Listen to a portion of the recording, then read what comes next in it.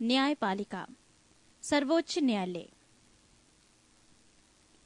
भारत की न्यायिक व्यवस्था एकहरी और एकीकृत है, जिसके सर्वोच्च शिखर पर भारत का उच्चतम न्यायालय है।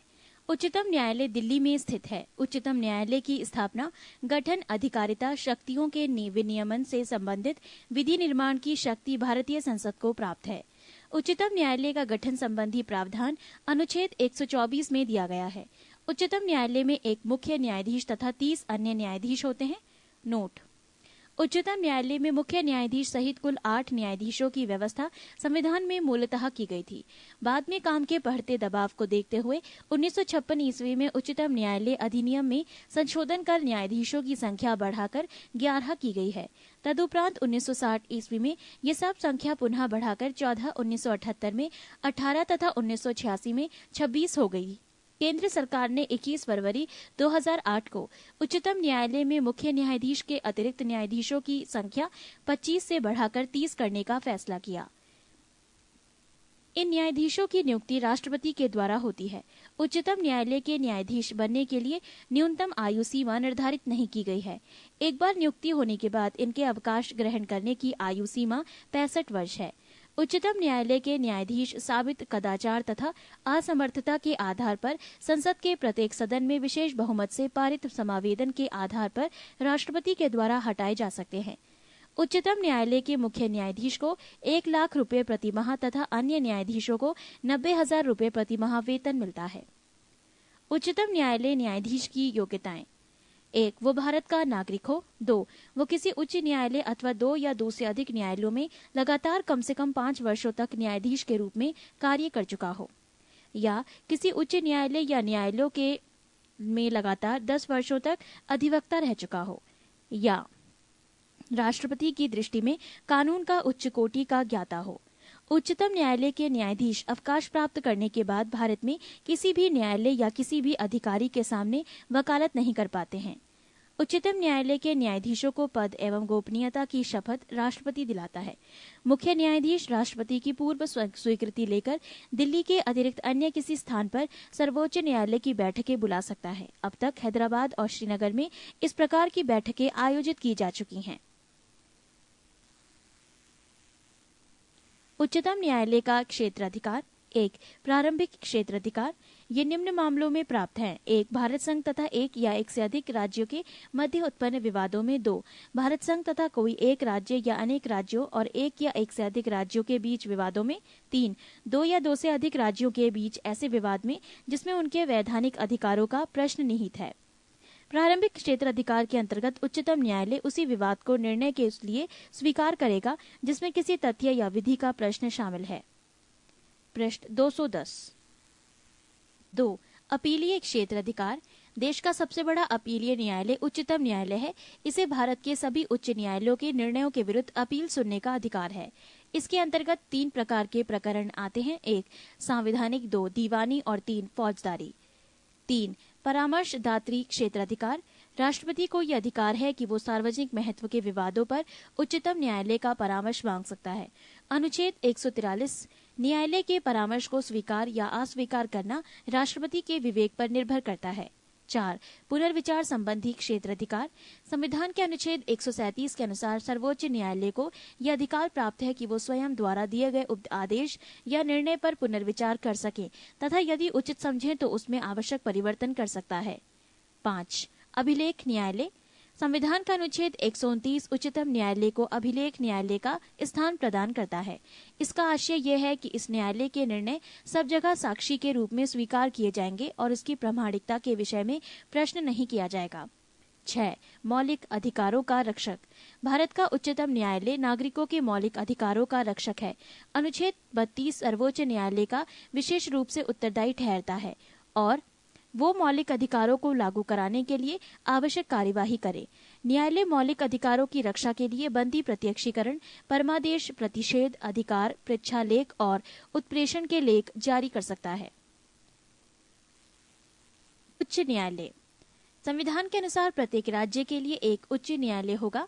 अनुच्छेद 214। लेकिन संसद विधि द्वारा 2 या 2 से अधिक राज्यों और किसी संघ राज्य क्षेत्र के लिए एक ही उच्च न्यायालय स्थापित कर सकती हैं। अनुच्छेद 231।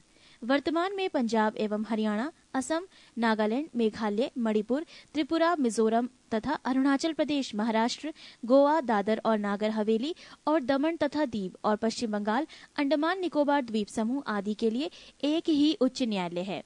वर्तमान में भारत में 21 उच्च न्यायालय हैं। केंद्र शासित प्रदेशों से सबसे केवल दिल्ली में उच्च न्यायालय है। प्रत्येक उच्च न्यायालय का गठन एक मुख्य न्यायाधीश तथा अन्य न्यायाधीशों से मिलाकर किया जाता है। इनकी नियुक्ति राष्ट्रपति के द्वारा होती है। भिन्न भिन्न उच्च न्यायालयों में न्यायाधीशों की संख्या अलग अलग होती है। गुवाहाटी उच्च न्यायालय में न्यायाधीशों की संख्या सबसे कम 3 एवं इलाहाबाद उच्च न्यायालय में न्यायाधीशों की संख्या सबसे अधिक 58 है। उच्च न्यायालय के न्यायाधीशों के लिए योग्यताएं: 1. वो भारत का नागरिक हो। 2. कम से कम 10 वर्ष तक न्यायिक पद धारण कर चुका हो अथवा किसी उच्च न्यायालय में एक या एक से अधिक उच्च न्यायालयों में लगातार 10 वर्षों तक अधिवक्ता रहा हो। उच्च न्यायालय के न्यायाधीश को उस राज्य जिसमें उच्च न्यायालय स्थित है का राज्यपाल उसके पद की शपथ दिलाता है। लोक अदालत। लोक अदालत कानूनी विवादों के मैत्रीपूर्ण समझौते के लिए वैधानिक मंच है। विधिक सेवा प्राधिकरण अधिनियम 1987 संशोधन 2002 द्वारा लोक उपयोगी सेवाओं के विवादों के संबंध में मुकदमेबाजी, पूर्व सुलह और निर्धारण के लिए स्थायी लोक अदालतों की स्थापना के लिए प्रावधान करता है।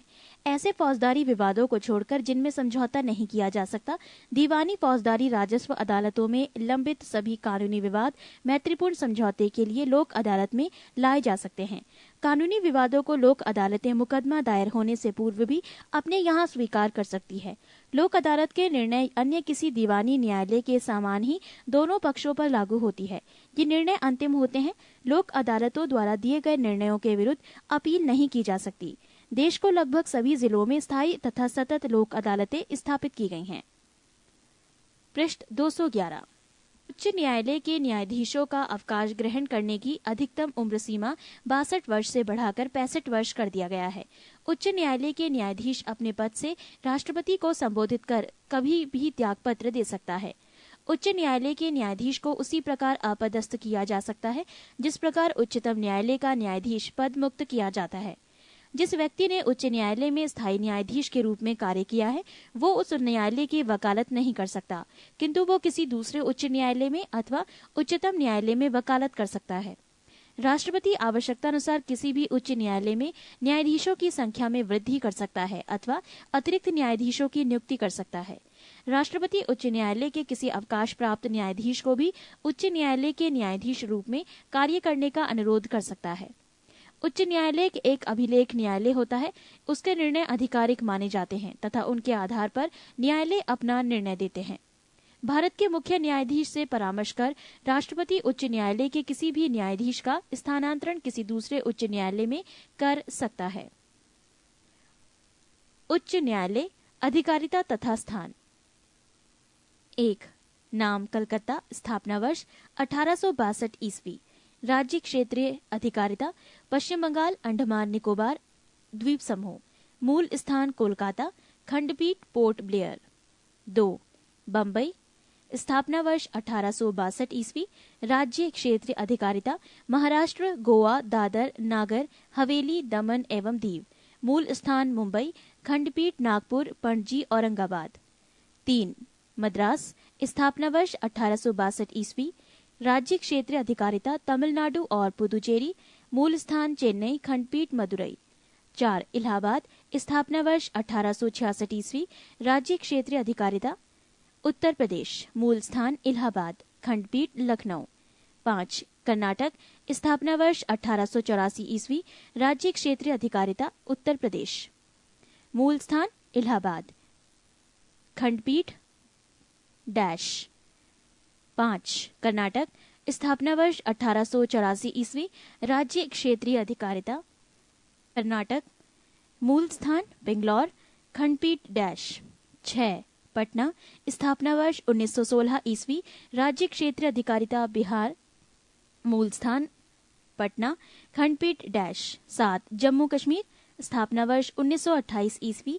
राज्य क्षेत्र अधिकारिता जम्मू कश्मीर। मूल स्थान श्रीनगर, खंडपीठ जम्मू। 8. उड़ीसा, स्थापना वर्ष 1948 ईस्वी। राज्य क्षेत्रीय अधिकारिता उड़ीसा। मूल स्थान कटक, खंडपीठ डैश। 9 गुवाहाटी, स्थापना वर्ष 1948 ईस्वी, राज्य क्षेत्र अधिकारिता असम, मणिपुर, मेघालय, त्रिपुरा, नागालैंड, मिजोरम एवं अरुणाचल प्रदेश। मूल स्थान गुवाहाटी। खंडपीठ कोहिमा, इम्फाल, अगरतला, शिलोंग, आइजॉल, ईटानगर। 10 राजस्थान, स्थापना वर्ष 1949 ईस्वी, राज्य क्षेत्र अधिकारिता राजस्थान, मूल स्थान जोधपुर, खंडपीठ जयपुर। 11 आंध्र प्रदेश, स्थापना वर्ष 1954 ईस्वी, राज्य क्षेत्र अधिकारिता आंध्र प्रदेश, मूल स्थान हैदराबाद, खंडपीठ डैश। 12 मध्य प्रदेश, स्थापना वर्ष 1956 ईस्वी, राज्य क्षेत्र अधिकारिता मध्य प्रदेश, मूल स्थान जबलपुर, खंडपीठ ग्वालियर और इंदौर। 13 केरल, स्थापना वर्ष 1958 ईस्वी, राज्य क्षेत्र अधिकारिता केरल, लक्षद्वीप, मूल स्थान अर्नाकुलम, खंडपीठ डैश। 14 गुजरात, स्थापना वर्ष 1960 ईस्वी, राज्य क्षेत्र अधिकारिता गुजरात, मूल स्थान अहमदाबाद, खंडपीठ डैश। 15 दिल्ली, स्थापना वर्ष 1966 ईस्वी, राज्य क्षेत्र अधिकारिता दिल्ली, मूल स्थान दिल्ली, खंडपीठ डैश। 16 हिमाचल प्रदेश, स्थापना वर्ष 1971 ईस्वी, राज्य क्षेत्र अधिकारिता हिमाचल प्रदेश, मूल स्थान शिमला, खंडपीठ डैश। 17 पंजाब व हरियाणा, स्थापना वर्ष 1975 ईस्वी, राज्य क्षेत्र अधिकारिता पंजाब, हरियाणा, चंडीगढ़, मूल स्थान चंडीगढ़, खंडपीठ डैश। 18 सिक्किम, स्थापना वर्ष 1975 ईस्वी, राज्य क्षेत्र अधिकारिता सिक्किम, मूल स्थान गंगटोक, खंडपीठ डैश। 19 छत्तीसगढ़, स्थापना वर्ष 2000 ईस्वी, राज्य क्षेत्र अधिकारिता छत्तीसगढ़, मूल स्थान बिलासपुर, खंडपीठ डैश। 20 उत्तराखंड, स्थापना वर्ष 2000 ईस्वी, राज्य क्षेत्र अधिकारिता उत्तराखंड, मूल स्थान नैनीताल, खंडपीठ डैश। 21 झारखंड, स्थापना वर्ष 2000 ईस्वी, राज्य क्षेत्र अधिकारिता झारखंड, मूल स्थान रांची, खंडपीठ डैश। पृष्ठ 212। उच्च न्यायालय का क्षेत्र अधिकार। 1 प्रारंभिक क्षेत्र अधिकार। प्रत्येक उच्च न्यायालय को 9 का अधिकरण, इच्छा प्रपत्र, तलाक, विवाह, कंपनी न्यायालय की अवमानना तथा कुछ राजस्व संबंधी प्रकरणों, नागरिकों के मौलिक अधिकारों के क्रियान्वयन के लिए आवश्यक निर्देश, विशेषकर बंधी प्रत्यक्षीकरण, परमादेश, निषेध, उत्प्रेषण तथा अधिकार परीक्षा के लेख जारी करने के अधिकार प्राप्त हैं। 2 अपीलीय क्षेत्र अधिकार। 1 फौजदारी मामलों में अगर सत्र न्यायाधीश ने मृत्युदंड दिया हो तो उच्च न्यायालय में उसके विरुद्ध अपील हो सकती है। 2 दीवानी मामलों में उच्च न्यायालय में उन सब मामलों की अपील हो सकती है जो 5 लाख रुपये या उससे अधिक संपत्ति से संबद्ध हो। 3 उच्च न्यायालय पेटेंट और डिजाइन, उत्तराधिकार, भूमि प्राप्ति, दिवालियापन और संरक्षकता आदि मामलों में भी अपील सुनता है। 3 उच्च न्यायालयों में मुकदमों का हस्तांतरण। यदि किसी उच्च न्यायालय को ऐसा लगे कि जो अभियोग अभिनस्त न्यायालय में विचाराधीन है वो विधि के किसी सारगर्भित प्रश्न से संबद्ध है तो वो उसे अपने यहाँ हस्तांतरित कर या तो उसका निपटारा स्वयं कर देता है या विधि से संबद्ध प्रश्न को निपटाकर अधीनस्थ न्यायालय को निर्णय के लिए वापस भेज देता है। 4 प्रशासकीय अधिकार।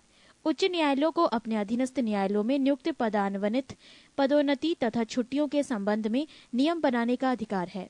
नोट: उच्च न्यायालय राज्य में अपील का सर्वोच्च न्यायालय नहीं है। राज्य सूची से संबद्ध विषयों में भी उच्च न्यायालय के निर्णयों के विरुद्ध उच्चतम न्यायालय में अपील हो सकती है। महत्वपूर्ण अधिकारियों का मासिक वेतन।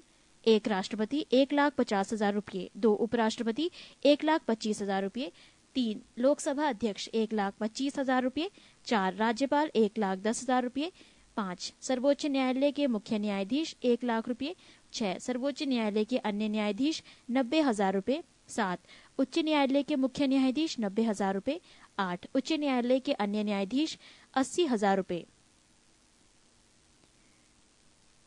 9 नियंत्रक एवं महालेखा परीक्षक 90,000 रुपये, 10 मुख्य चुनाव आयुक्त 90,000 रुपये, 11 महान्यायवादी 90,000 रुपये।